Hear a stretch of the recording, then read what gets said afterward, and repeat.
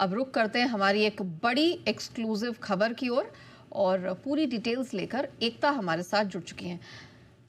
एकता, जरा बताइए कौन सी एक्सक्लूसिव है, किस सेक्टर से जुड़ी है और क्या डिटेल्स हैं आपके पास? नेहा, ये खबर जुड़ी है एफएनओ मार्केट से। ओके। अब सबका पहले तो हम सेबी का मुख्य एजेंडा समझते हैं। सेबी जो है इन्वेस्टर प्रोटेक्शन के बारे में सोचता है, मार्केट स्टेबिलिटी के बारे में सोचता है, लेकिन बहुत से ऐसे रिटेल इन्वेस्टर्स हैं जो रातों रात अमीर होने का सपना देखते हैं, बिना एफएनओ की नॉलेज के भी अब बाजार में अपना पैसा लगाते हैं।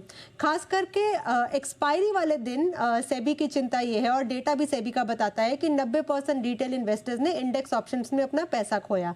अब इसे देखते हुए खबरें आई कि एफएनओ के जो नियम हैं और कड़े हो सकते हैं। ब्रोकर्स को इसको लेकर चिंता हो गई कि कहीं सेबी जो है वीकली एक्सपायरी जो है वो बंद ना कर दे, क्योंकि हाल ही में एक इवेंट में सेबी के WTM ने ये कहा भी कि जो कॉन्ट्रैक्ट्स का है उसका टाइम फ्रेम जो है वो बढ़ा सकते हैं। ऐसे में ब्रोकर्स को लगा कि वीकली एक्सपायरी कहीं बंद ना हो जाए। नियम जो कड़े हो रहे हैं, इस वजह से एफएनओ का जो वॉल्यूम है वो गिर रहा है, उनके बिजनेस पर असर पड़ रहा है।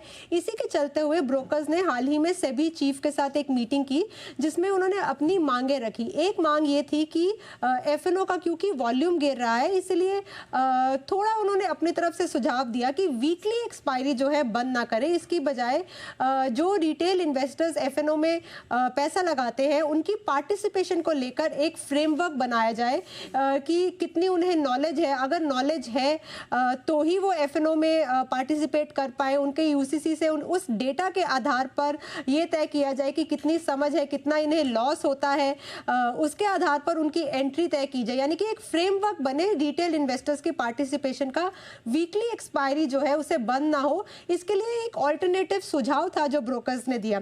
इसके अलावा ब्रोकर्स का ये भी कहना है कि ये भी कर सकते हैं कि अगर जो अभी फिलहाल एनएससी पर जो है बैंक निफ्टी की वीकली एक्सपायरी नहीं होती, ब्रोकर्स ने ये भी कहा कि बैंक निफ्टी की एक बार अगर दोबारा वीकली एक्सपायरी शुरू होती है, यहाँ पर मैनिपुलेशन ज़्यादा ना हो, इसलिए इस इंडेक्स में और स्टॉक्स जो है उन्हें ऐड किया जाए। इसके अलावा जेन स्ट्रीट मुद्दे के बाद बाजार में बहुत सी हलचल है, बहुत से ट्रेडर्स वेट एंड वॉच पर है, और कहीं ना कहीं जेन स्ट्रीट के बाद भी वॉल्यूम्स गिरे हैं। तो ब्रोकर्स ने ये भी सुझाव दिया सेबी को कि एक्सचेंजेस के बाद ये आपके पास ये पावर हो कि वो अगर कोई ऐसा ट्रेड है जो रेड फ्लैग ट्रेड है तो उसे वो रिवर्स कर पाए।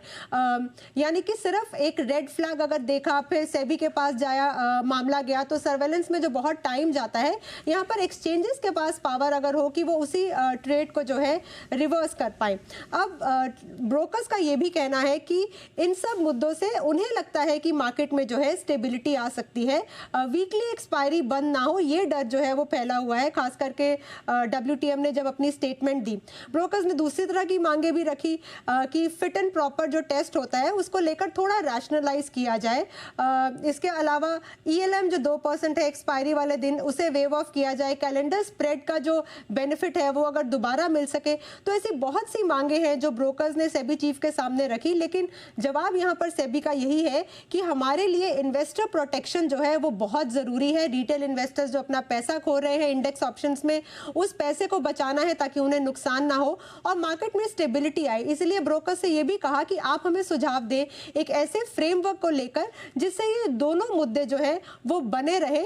इसे लेकर सेबी ये है, क्योंकि यहाँ पर सिर्फ ये नहीं कह रहे कि हम बंद करके अनस्टेबिलिटी लेकर आएंगे मार्केट्स में। यानी कि सेबी का मुद्दा है कि इन्वेस्टर प्रोटेक्शन और मार्केट स्टेबिलिटी, और ब्रोकर्स कह रहे हैं कि वीकली एक्सपायरी बंद ना हो, इसे लेकर हम एक ऐसा फ्रेमवर्क लेकर आए जैसे रिटेल्स को नॉलेज हो, रिटेल इन्वेस्टर्स को जो कि मार्केट में पार्टिसिपेट कर रहे हैं। तो इन सब को लेकर ब्रोकर्स की सेबी चीफ के साथ मीटिंग हुई।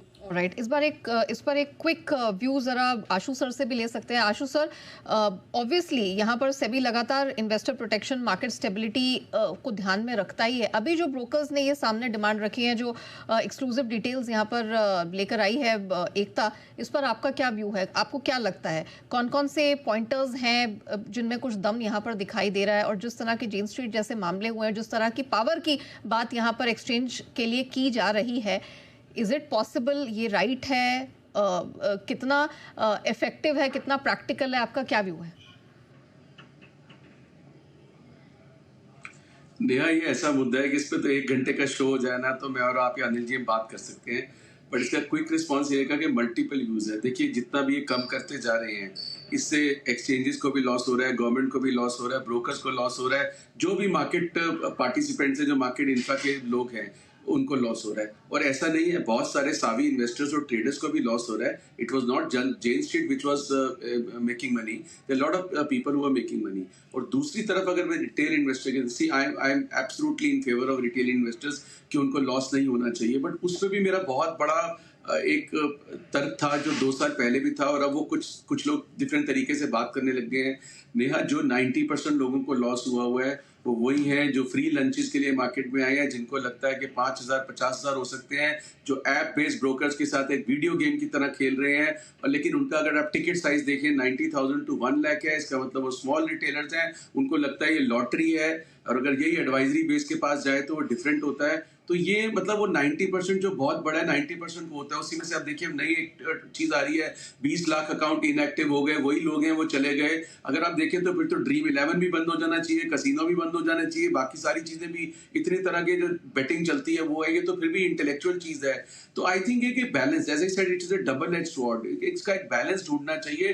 कभी तो आप इतने लिबरल थे कि सब कुछ चल रहा था, मतलब सारी तरह की कि people were doing manipulation also, और कभी आप बिल्कुल ऐसे बैरिकेडिंग कर देना चाहते हैं कि बिल्कुल ऑक्सीजन भी बंद कर दे। तो आई थिंक दोनों तरफ के एक्सट्रीम के बीच में एक बीच का रास्ता ढूंढना चाहिए। एंड एज आई सेड कि देखिए अगर मार्केट में अपॉर्चुनिटी नहीं मिलेगी तो पैसे बनाएंगे भी कैसे? ऐसा हम सिर्फ ये सोच रहे हैं कि 90%, अगर 90% ने लॉस किया, 10%, मैंने 2 साल पहले, 1.5 साल पहले जब नया बात हुई थी, मैंने 1.5 साल बोला था कि किसी भी ट्रेड में ले लो, हम जो अनिल जी सीए हैं, जब मैंने उनसे एग्जाम्पल दिया था कि 2-2.5% सीए बनते हैं, 97.5% फेलियर रेट है। उसके बाद मतलब लाखों बडिंग क्रिकेटर होते हैं, सिर्फ 100-150 लोगों की एक आईपीएल की टीम बनती है, लेकिन लाखों लोग अपने सालों साल लगा देते हैं। तो फेलियर रेट तो किसी भी चीज के लिए है, लेकिन इसका डाउन साइड ये है कि इसमें हार्डकोर पैसे जाते हैं। बट अदरवाइज तो वैसे 90% कोई बहुत बड़ी चीज नहीं है अगर उसको मार्केट करें तो, कि 90% लोगों को लॉस हुआ। बट एक चीज आप नया, अगर ये कोई स्टडी नहीं निकाल, अच्छा नया जब मार्केट नीचे आती है, जब